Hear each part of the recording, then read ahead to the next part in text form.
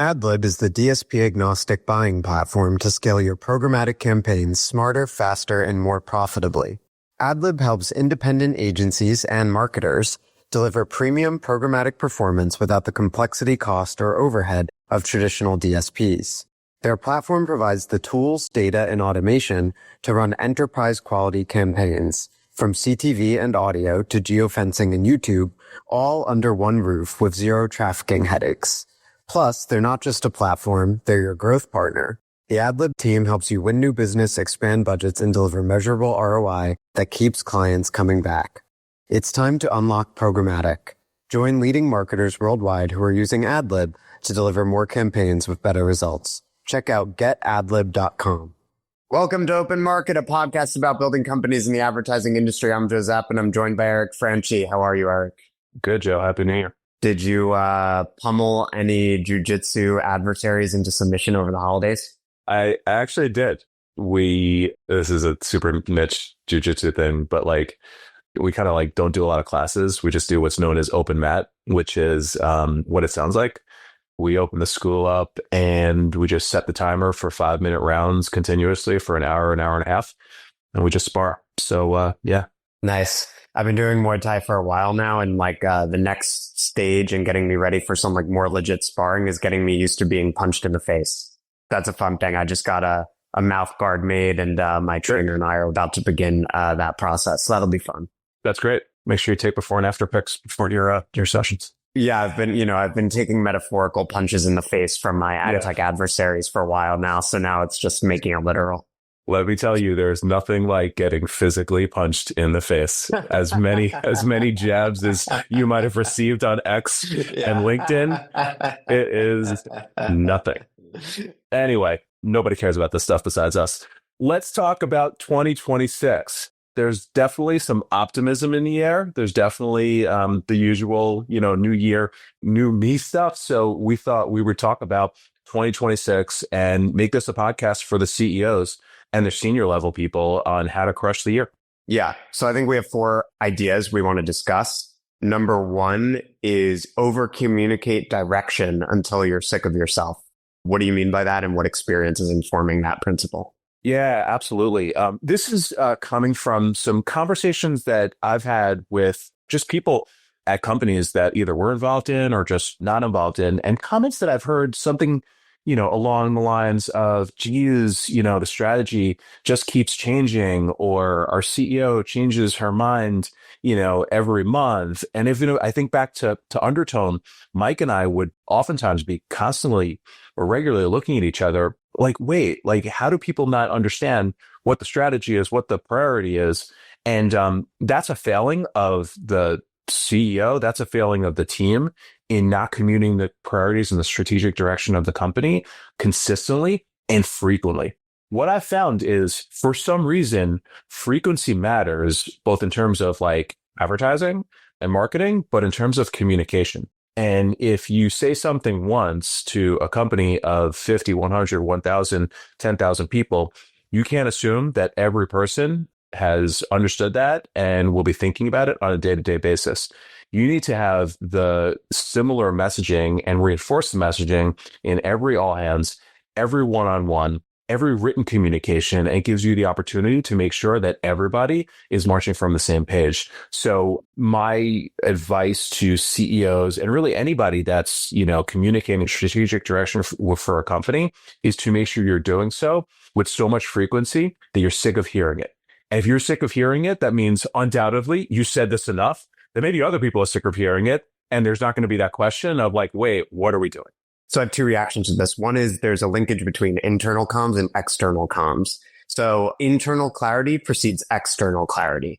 If you and your team are not clear on exactly what you're doing, whom you're championing, the change you're trying to precipitate in the industry, et cetera, there is no way that the market is going to be clear on that. And you're picking up on something important, Eric, which is that often your own company is not aligned on what you're doing. So how can you possibly expect prospects and partners and so on to be aligned? So over communicating that internally, getting clear on the message and on what you're trying to achieve will foster that clarity in the market as well, which will have a positive impact on sales.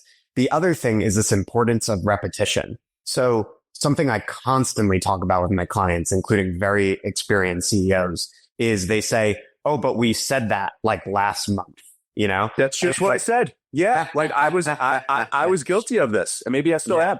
Yeah, exactly. I'm like, people constantly underestimate how often they should be repeating an idea or a message because they live it, right? So you, especially as a CEO, you are totally immersed in your company. You're thinking about it 24/7. You're like, oh my God, I've said this so many times. It's so boring. Everyone knows it. And it's like, no, people do not know it because outside of the company, they are not thinking about you even 10% of their work time, right? Usually, even if you're like a very important partner or customer of theirs. And even inside your company, there's all sorts of things competing for your employees' attention. They're getting a lot of different messages. They're talking to a lot of different people in the company who might have different ideas about what you're doing or what's most important. So you cannot repeat your core idea, your core message enough. You should just talk about it constantly. And this has gotten more true over time. This was true 10, 20, 30 years ago, but it's never been more true because we now live in this mass short form media environment where people are just getting inundated with information and it's very hard for one thing to land or to resonate. And so it's never been more true that the key is consistency, repeat the same message over and over. It's the only way to get aligned internally and externally. I think, to like the current inbound comms that I receive from portfolio companies, and like we at Aperium, we have dozens of active portfolio companies.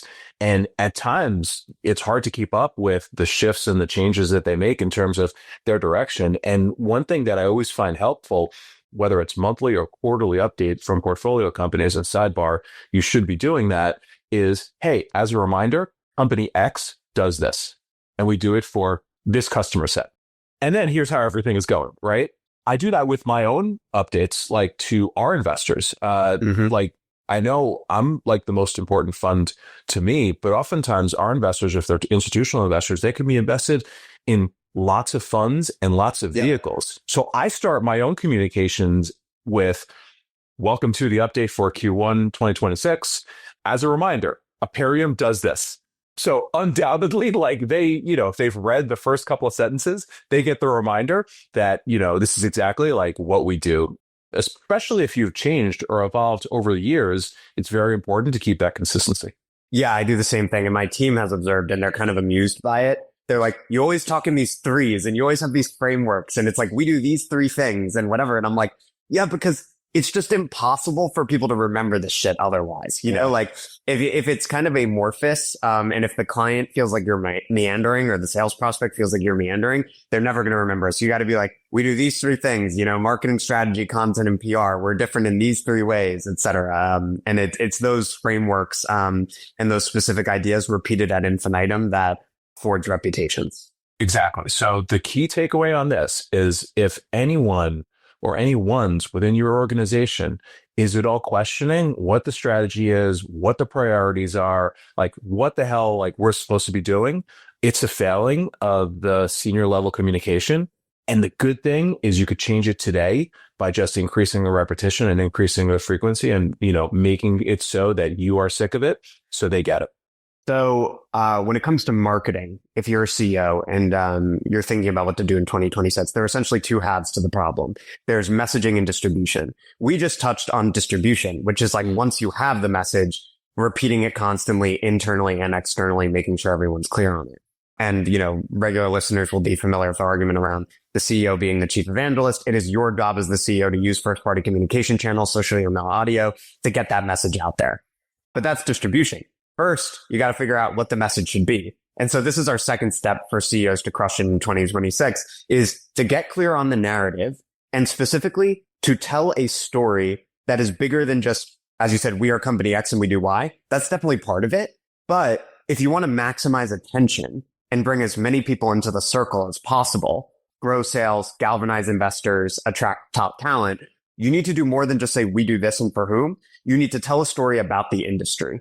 And so in order to do that, you're going to ask yourself the following questions. You're going to ask, whom are we championing, right? Like, who is the core audience? What is wrong with the status quo? How is that constituency being underserved? Who is underserving them?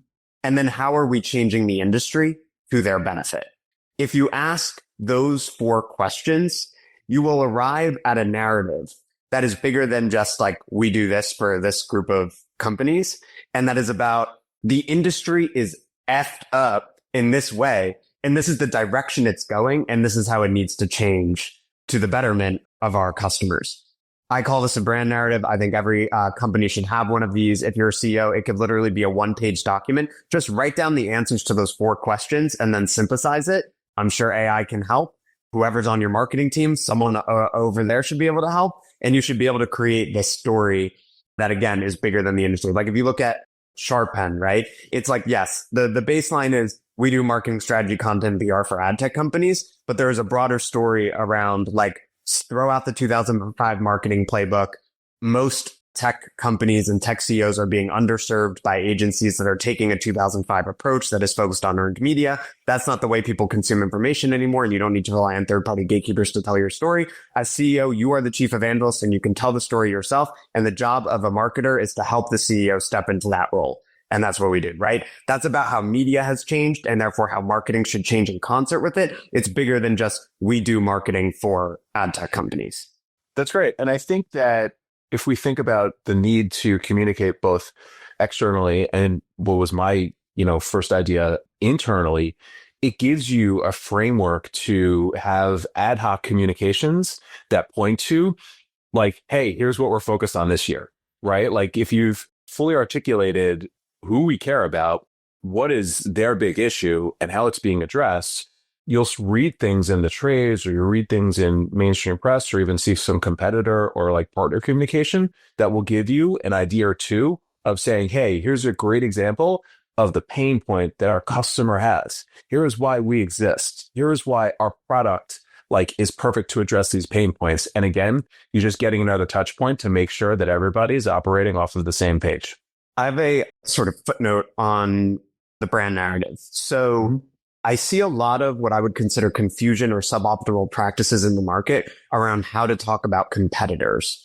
So the number one mistake people make when talking about competitors is they are actually like kind of too nice about it. And by that, I mean specifically they're too vague, right? So generally when I talk to CEOs about their competitors and their narrative, they're like, well, the real enemy is fragmentation. Or like the real enemy is like complexity. And I'm like, yeah, I get where you're going with that, but it's too vague. Like from a communication standpoint, no one is galvanized. No war hero has ever like gone to the troops and been like, guys, our enemy is complexity or fragmentation, right? Like for people to really understand the problem that you're solving and the injustice that is being foisted upon your customers, you need to get more specific than just the problem is complexity. That complexity exists to the benefit of someone whose interests are at odds with the interests of your customers.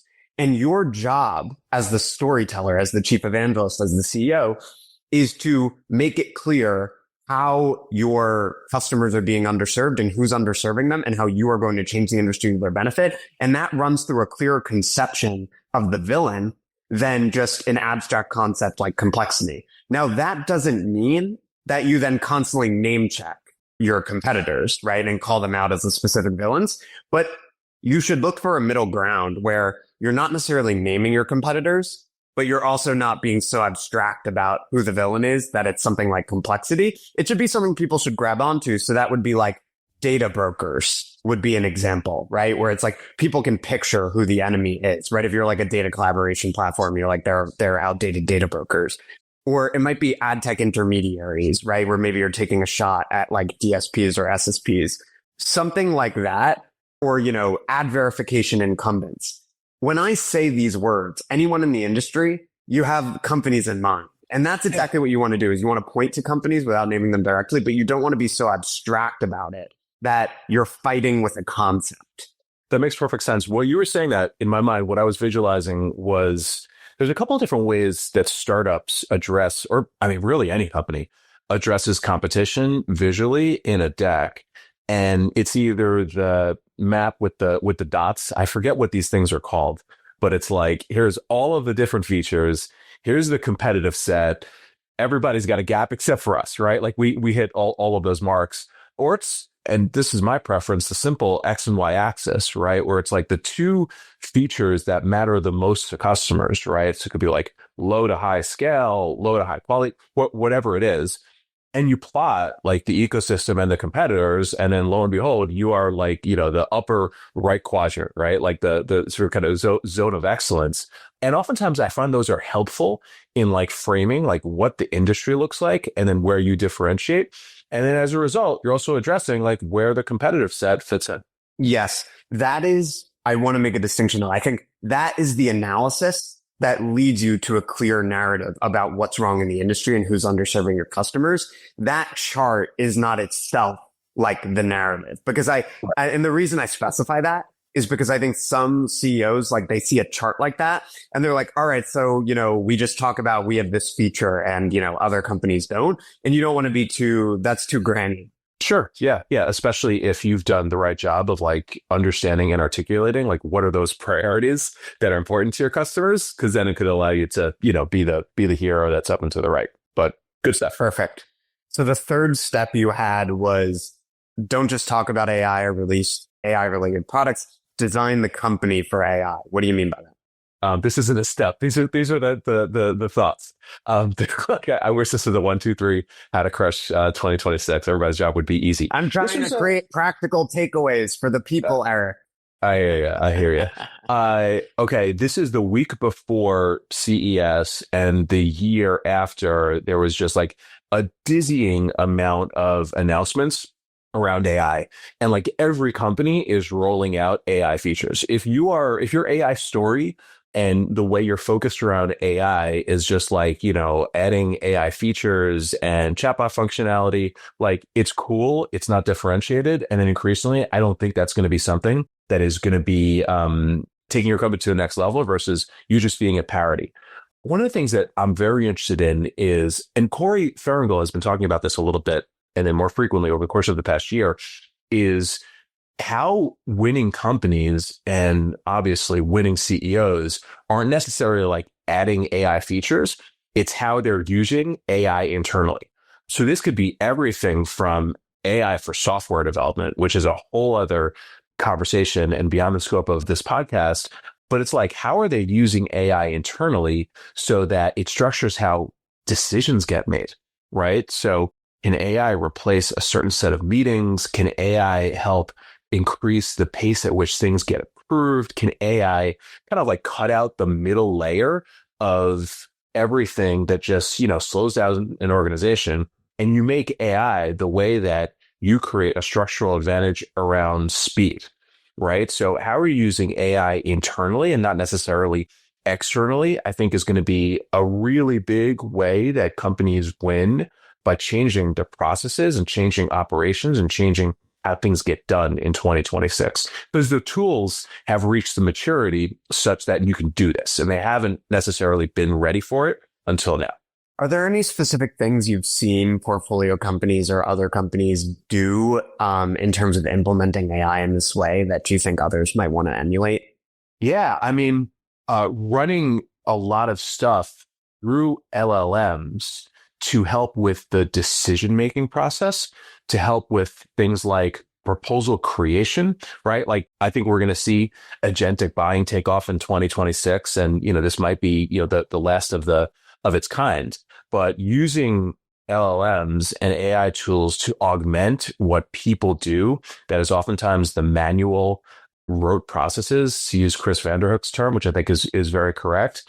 You reach a speed at which the organization can get stuff done and get more done that is like completely unprecedented.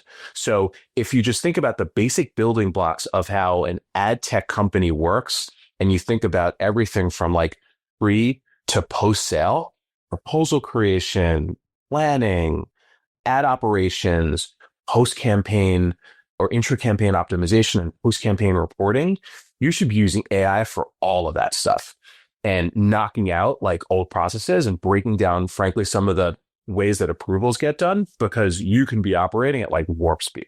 Yeah. I've seen this in my own business. I'm sure you've seen that at Purium. At Sharp Pen, so obviously part of my job as an agency CEO is like when any service business starts, you have a certain way you think about things as the founder who gets the business off the ground. And obviously you attract clients because people find that compelling. So you might have a way you think about messaging strategy or whatever.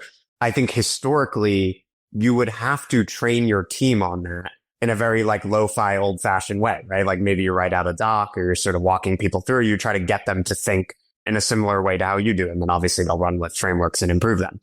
AI makes that so much easier to inculcate in an organization because you can have a framework that you pass to your team and you can say, okay, input the details, the raw material of a new client, run them through the framework and then have AI generate a response for this client based on the framework that we've developed. So now, like in the past, it would take way longer and the distortion from the founder who ideated the framework to the team implementing it would be much greater. Now the distortion is much more limited because AI is connecting the dots and it can also be done way faster. So you're getting a better product and you're also getting it done more efficiently. Now, I think the blind spot that can emerge in AI adapted organizations is you need to make sure that the entire team actually understands what you're doing, right? Because you can also have people just run with something like that and they're just implementing it, but they're not interrogating it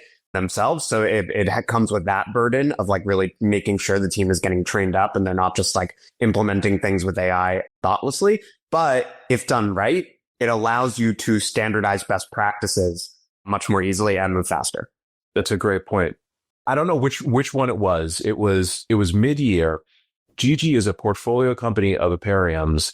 Adam led a hard pivot of the business last year in taking Gigi as a buying and measurement platform for CTV to like an agentic media management platform. Yeah. And he walked through step by step how to basically build a vertical AI application. And the conversation with Adam is only 25 minutes. I would, again, just Google it. You can see. But one of the things that he emphasized and, why his bet that, an agentic media manager should exist is agencies and businesses of all types. One of their like biggest pieces of IP is their institutional knowledge base, how we do things here, how we achieve results for clients. And if you can build that into the workflow using AI and use RAG to constantly update it, I mean, that's the basis of how like AI first organizations and AI tools are being created. So, basically what you've said is like exactly how Adam reoriented his business with Gigi. Yeah, that's awesome. Great example. Okay, number 4, final one. You as the CEO should be selling outcomes while others are selling activities. Obviously, this aligns with what we've talked about a lot in terms of advertising being the outcomes era, which I think is spreading across SaaS, right? Like as SaaS like transitions to AI first applications, there's a broader conversation beyond Adtech going on about the ability to sell outcomes and maybe charge on that basis. What are you seeing in that space? I think undoubtedly last year was the year of outcomes, as we talked about it. Like all of the big platforms are like championing this idea, measure us based on the outcomes we deliver. And they've created these, products around it. And I still see that a lot of independent ad tech, they don't sell in that way where they should, right? Maybe you're not selling a platform that is, set it, forget it, give us a goal, right? Like PMAX and Advantage Plus, and, we'll just optimize towards it. But any company, and I think the best CEOs in 2026 are going to organize teams, pricing, and messaging around measurable impact. Unless, again, here is our CTV solution. Here is our data solution. It's really like organizing how you do things around the impact that the product has on the customer base. And it also could mean like your customer base is going to evolve to a more sophisticated one and one that's better for your organization. And maybe there's some trade-offs in the middle. So I think 26 is going to be a continuation of the year of outcomes. And it's going to be the next layer of company that's going to get smarter and sharper around it. They just have to. Yeah. And I think what you're saying picks up on an important nuance that is often lost in the sort of outcomes era conversation, which is that the idea of the outcomes era was never that it should only be like the only way advertising should work, for example, is selling actual outcomes, right? Like there are companies that do that, right? Like TV Size doing that with guaranteed outcomes.